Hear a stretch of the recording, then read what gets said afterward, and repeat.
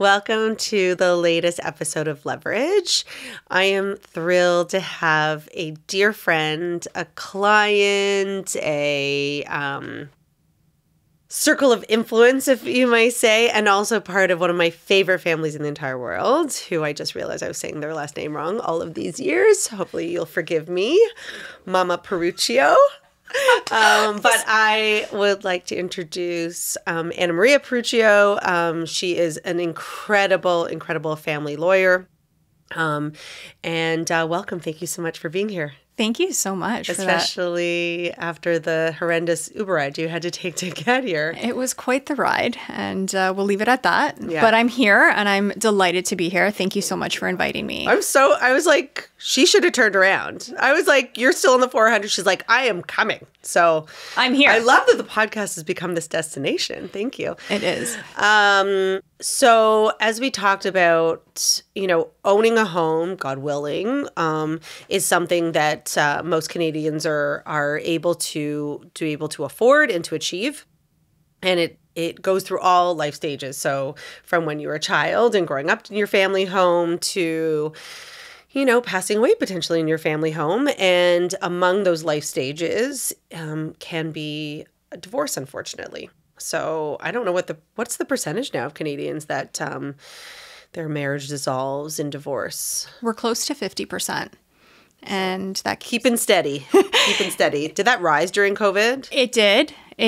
And I mean, it's unfortunate, but such is life. And it's a matter of navigating the process and having the knowledge to make the best decision that is right for you. And I think that's critical in family law. As a family law lawyer, what I often tell my clients is there is no one size fits all. It is a very individualized approach. And the same can be said about homeownership. I was just thinking that. It's like you're talking, I'm like, are you real estate? What is, your dream home is not necessarily my dream home. Or your journey, right? Right. Everybody's got their own journey. Absolutely. You actually, not to go off topic, but you informed me of a Monday in January that was very well known in the industry. It is. It's called Divorce Day, which is technically, it's the first Monday in January. And oftentimes it is the day when people realize that perhaps the holidays was something, the holidays that had passed allowed them to recognize that the relationship, the marriage wasn't right for them. They had potentially stayed together in light of the holiday or oftentimes because of children being involved. But come January, New Year's resolutions and trying to get back on track, and a dissolution of the marriage is what happens. Inevitable. Unfortunately. Or fortunately. Uncoupling, whatever Gwyneth Paltrow called it. Yeah. So, okay. So for anybody who doesn't know, God willing, that is never, engaged a family lawyer, what exactly does a family lawyer do? Because I actually just said, I'm like, actually, if someone's being is getting divorced without children, do you still get involved? And of course, that is still a family. It is, so, yes. So what does a family lawyer do? What does a family lawyer not do? I wear multiple hats, but a family lawyer essentially, and how I view my role as a family lawyer is I'm helping families, whether they are married or not, so spouses who are married or not, because you can still be a spouse and not married, and I'll define that momentarily, going through what is usually the most difficult transition in their life. And it can be overwhelming, it can be stressful, but at the end of the day, there is a light at the end of the tunnel. And it's a matter of selecting the process that fits your needs and the needs of your family and just getting through it. While also adhering to a lot of archaic laws, unfortunately, as well. I know I have some friends who have gone through it, and it's been very frustrating based on, the laws. Not necessarily one-sided on one end or the other, but a lot of outdated pieces. So let's maybe just approach one piece specific to real estate and that I think a lot of people don't realize is like, what are the options? So someone who is thinking about getting divorced, who's wondering what would happen to my home, how does this work? Obviously, it's devastating, breaking up the family. You have children in the home. They're going to school in the district. What are the options to someone who calls you and shares that situation with you? Okay, so at first I need to determine whether the spouses are married or unmarried, because the And when you biggest say difference... unmarried, meaning common law? Correct. Sorry. Okay, thank you. So a common law spouse is actually someone who has been in a relationship of some permanence of 3 or more years, or they are the natural or adoptive parents of a child. Okay. So the biggest difference between married and unmarried, or common law, is the property and the property regime about how to separate property in the event of a breakdown of the relationship. That's the biggest differentiator. Exactly. So the concept of equalization and each party, when people come to me and say, well, it's 50-50, I get half, right? That concept of equalization only applies if you're married.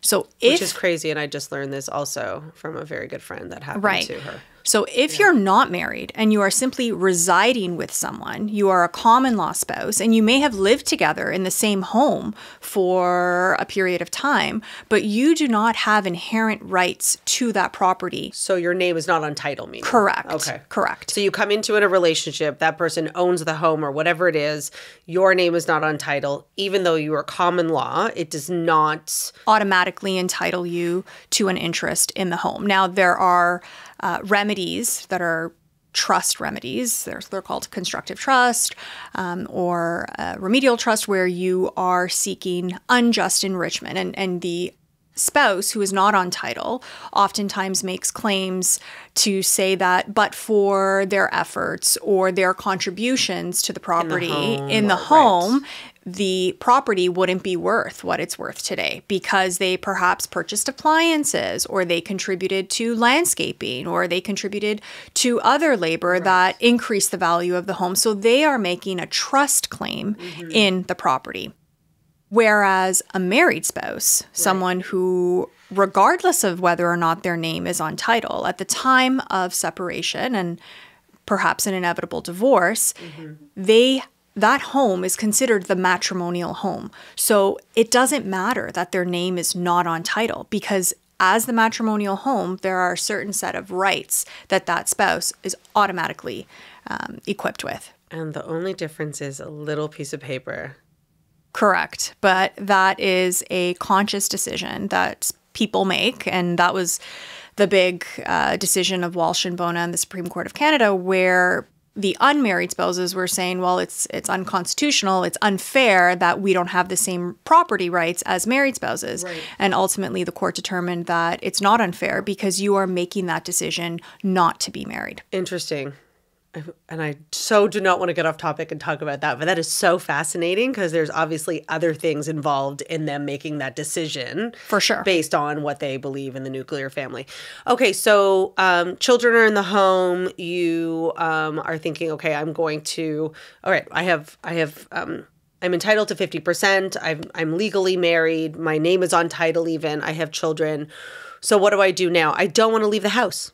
Like, I don't want to leave the house. I want my spouse to leave, or I want to keep my kids in the school. It's not healthy for the kids to stay in the house. We talked about the fact that I actually always understood that if the husband or either partner leaves, it's considered abandonment. And you're saying that's not true. So that's not a thing. Was it ever a thing? And I just made that up because I watched Three's Company or something. A lot of people I feel like that was my 80s upbringing. Something about that. I saw it in an after school special. So abandoning the home is not really a thing. A lot of people come to me with that, and they are afraid to leave, notwithstanding they may be in a toxic situation, a home environment. So many people stay. Right. And you're not abandoning your rights. You're not leaving the home and all of a sudden you're saying, okay, I'm walking away from my entitlements. Now, what may happen is a situation where one spouse is not on title. Okay. And that spouse, if he or she leaves the home, that spouse will then have to make a trust claim in the same way that an unmarried spouse would make a trust claim from the date of separation onwards. Oh, that's the issue, because once they leave, it marks a date. So, Date of separation, people again believe incorrectly that the date of separation is marked by either spouse leaving the home physically or in a physical separation. That is not the case. The date of separation is defined when one spouse determines that they are no longer in the relationship. So it takes two people to get married. It takes one person to separate and to decide ultimately this relationship isn't for me. Right. For whatever reason. Yep. So not for us to judge. Yeah. There are a myriad of factors that you look at and that a court would look at. And you could have a situation, and many times I do. And during COVID, I had multiple situations where parties were living in the same home, but they were living separate and apart. They were essentially roommates. One spouse upstairs, one spouse downstairs. But they weren't sharing meals together. They weren't holding themselves out as a couple. They weren't attending events together. And so they were separated. But they wouldn't have marked the date, or they would have. There is oftentimes something that will trigger. So sometimes there is an argument, for example, around a holiday. So there was an argument on Mother's Day, and that is the date of separation. Okay. So that's the day where everything crystallizes. So if we're looking at the home, if you're going to sell the home, well, the value of the home is the value of what you get, what the buyer is going to pay you for, and then we divide the proceeds. And there are other considerations. It's not necessarily 50-50. But there could be a situation where one spouse considers a buyout. Right. So that's one. I mean, you've called me and said, I may have clients for you. Right. They're not sure if one of them can afford to buy the other one out, but if they can't, then we'll need to sell it. Exactly. So you can buy the other spouse out. You absolutely can. Right. If they're willing. If they're willing. And I often start there in situations when there are young children. You want to look at how old are the kids? Are they accustomed to that home? It's the place where they feel safe, where they've grown up. I've had situations where some children may have special needs, and so the home has been fitted. I had a situation where a child required a number of ramps due to her wheelchair, and so that particular home was very unique, and to sell the home would have been detrimental to that child in particular. Would that have actually come into play, or yes, it would have? It did. Okay. Because the spouse so as a spouse, you're entitled to your equity in the home. And oftentimes when we're going to court and one spouse is bringing a motion for the sale of the home, it's because they want to access their equity. The other spouse, for whatever reason, either is choosing not to cooperate or had indicated they want to buy the other spouse out, but haven't secured the financing to do so. Or they're in the midst of a whole bunch of things that are happening throughout the litigation process, and the home hasn't sold.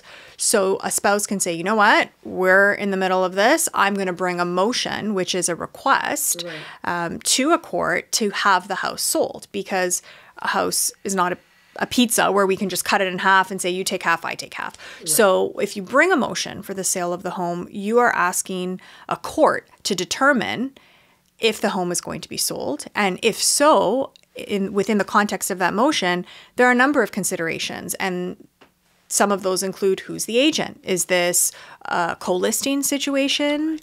That's where you come in. That's right. No, so what would you say the percentage of people that you deal with end up selling their house, or they actually buy the other one out? Do you find one over the other, or? More often than not, when there are young children and they're in the school district, they will attempt to buy the other person out. Right. Or there's some kind of agreement where in X number of years, if the buyout can't happen. So, for example, we'll come to an agreement, the spouses, I'll allow you to stay in the home for the next 3 years while little Johnny finishes elementary school. At that time, if you can buy me out, great. If you can't, then the home is going to be sold. And then who would be responsible, for example, to keep up that home in that 3 years? Both spouses, because if you are going to sell the home, then they're both entitled to the equity, and therefore you are responsible rather for the liability associated with that home. It could be a situation where they're both continuing to live in the home, which is very awkward for an extended period of time. I just heard so many times. Children are so smart. They are. They're so smart. They are. So they know things aren't right. They know that perhaps their family isn't, the same as their friends, and things are weird at home. So that's unfortunate when there's that tension within the home. Right. Or it's very unfortunate when, for example, again, from a custody standpoint, that's a whole other conversation. But I mean, if let's say the wife was a stay-at-home mom and is unable to buy out the one income father who is, then they do have to move. Yes. And that's why you'll have a situation where if we are looking at one spouse who is a homemaker and doesn't work, that's the situation where we're trying to resolve it without having to go to court. But oftentimes in those cases, that's where the other spouse says, well, I'm bringing a motion because you can't buy me out and I want to access my equity. And so now I'm going to force the sale. And at that point, it gets really messy. No one wins. An acrimonious divorce with a court-ordered sale is ugly. Because at that point, I mean, we're in court, we're arguing, we can't agree on an agent. So we can either provide multiple names, both sides, and then a court determines that. Right. Or the court provides a name simply because they have a roster and they just pick someone. Or the one spouse makes a proposition for, we're going to use this agent, but the other spouse, because there's so much mistrust, doesn't want to use anyone that person said. So we have a co-listing situation, which can happen. And I've worked with you in situations. I feel like that, I would say, I think I've only done one where there was not a co-list for sure, because it's very hard for both sides to ever really feel comfortable, which, I mean, listen, I get it. I think it becomes a multiple representation issue. I mean, you do Truly. have two people who most of the time have opposite, like you said, it takes two people to get married, one person to leave. And a lot of the time, that person who didn't make that decision has very different goals than the one that did have to leave. And I think that a lot of people don't know that. I actually had someone that I knew from years and years ago reach out to me because she was going to get divorced and, asked if I would represent them, and came back to me and said, you know what, he's making a deal with me and he wants to pick the agent. And I said, no problem. I understand you need to do what's best for you. But did you know that he can have his own agent and you can have your own agent? Yes. Because you don't know where this person is coming from. I'm just protecting you. And she was like, no, I had no idea. Right. And I think what people realize also is that, well, if I have two agents, I have to pay double commission. That's not the case. All you have is someone representing. It's very similar like buyers and sellers. So buyer has an agent and the seller is an agent. Doesn't mean you're paying a total of 5%, but you're not paying 5% on either side. So it's something to consider when you go into it. It keeps everybody above board. And as long as I have an agent on the other side who is not taking it personally either. I think I really want to send out this message to any agent who's being asked to be involved in a divorce of a matrimonial home. Our job is to sell that house for top dollar, not to get in the middle of that marriage. And I have been involved with so many of them, and I've watched other agents, and I've said, it's not our place. I'm going to fight for my client, but my client's goal should be the same as your client goal. They are, and we've done this together. Yes. Before you go in, everyone's on the same page. We all have the same closing date that we want. We all have, we've created, the other issue that can come up is, okay, so we're going to put the house up for $1.5 million, right? Someone comes along and says, okay, we'll give you 1.475. And one side goes yes, and the other side goes no.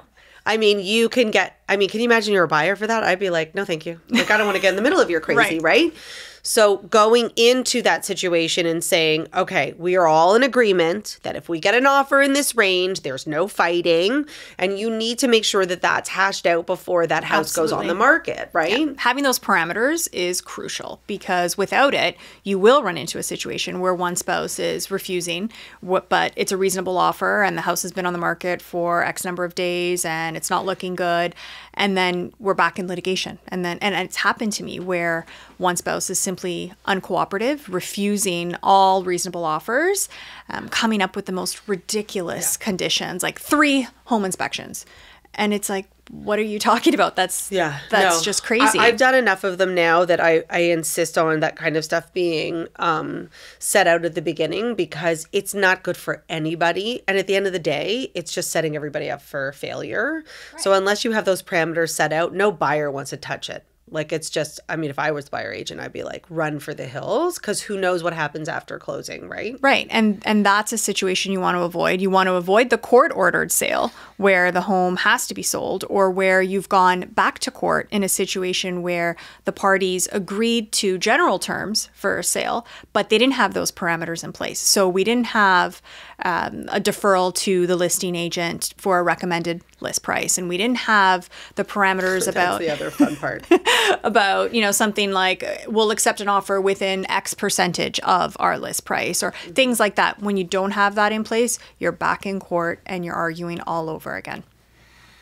So we kind of covered the family law like aspect when there's children. Is there any major differentiation when you're dealing with I mean, again, as you said, you get involved when there's just a couple, or maybe someone with like older children and you don't like, there's not that kind of issue, or? Yeah, so in situations where there are no children, so obviously the parenting considerations are not at play, and it's about money. And it's about who owes who what. We're looking at property, and we could be looking at support. So if no kids, it's just a spousal support situation. And in those cases, when the home is sold, you have a situation where, because there's no agreement and they're litigating the money, so the net proceeds after we pay commissions and the usual adjustments and all of that, that money is held in the real estate lawyer's trust account. And it's sitting there unless and until the parties agree or there's another court order. And then you have situations where, because the parties can't agree, they can't even agree on whether or not they're going to go a particular route with respect to putting the money in an interest-bearing account. So the real estate lawyer has his or her hands tied because they can't agree, the parties can't agree, and they're just holding money. I had a situation where money was held in trust for over 5 years. And these people were arguing, and 5 years, making no interest. Correct. Oy. It's ridiculous. It is sad. It is. It's really sad. And those are the situations more often than not when there are no children involved, because we're not arguing over parenting time. You don't have to be on your best behavior either. Always. Right. But when push comes to shove, you're going to want your money. So that's usually, and after a year, 2 years, that's usually the impetus for, okay, let's try and settle this, because essentially the lawyers are just making money and our money is tied up and just sitting there and we can't access it, and we don't want to go to court. Getting into court, everyone wants their day in court. Everyone wants to argue over it. But you truly will achieve more if you can be reasonable and cooperative and come to a resolution on your own. And that's usually through, I mean, I understand there's like a level before you get there where you can go through a mediator, correct? And that would cost less than getting into a family law situation, or do you involve the mediator? And would that include the sale of the home as well? You don't necessarily need a mediator. I have situations where I'm counsel for one party and there's another lawyer on the other side, and through counsel, we're able to negotiate because the parties realize, okay, neither of us can buy each other out, so we do have to sell it. Right. And we've got an agent, or there are two agents, and now we know the home is going to be sold, and we're figuring out the other issues as between counsel, and we arrive at a separation agreement, which is a valid and subsisting document. It's an enforceable contract. So you don't necessarily need to go to court. You can start a court application in some situations and then realize after a couple of court attendances, a couple of case conferences, whoa, this is getting really expensive. It's getting financially and emotionally draining. Let's figure this out. Because, and it usually is because of the home. They realize, okay, so we thought we could do this, or we thought there would be an opportunity for one spouse to remain in the home with the kids, but it's just not possible. Yeah. So let's do something where we are still in control of the process as much as possible. I feel like I want to end on a positive note. It's like divorce is so depressing, but unfortunately it is part of, you know, one of the life cycles that I do get involved with. So if you could say there was just maybe something that you're seeing a trend in, or a lovely story, or something where, you know, just two people figured out how to get it all together. It happens where they do figure it out, and it doesn't have to be like, divorce isn't the taboo that it used to be, and maybe I'm biased because this is what I do every day, but it can be a fresh start. a clean break, a fresh start, a new beginning, and they can become friends afterwards, for They sure. can. And they can recognize it was not for them and they did the right thing. Absolutely. I've seen it over and over again, for sure. For sure. And I think that's really the biggest takeaway, because it's not necessarily a depressing thing. It is part of the life cycle. So we just kind of take it in stride. Thank you. I like that. That was a nice note to end up. So if anyone needed some advice confidentially or wanted to reach out to you, where could they find you? We'll put all of your information in the show notes, of course, but where can they reach out to you? They can email me, annamariaperrucciolaw.com. Perruccio. Yes. Or they can call me, 416-904-4487. She's the best. Thank you. Thank you so much for battling the traffic and being Not with a problem. us. Not a problem. Thank you. Thanks for having me. Yeah.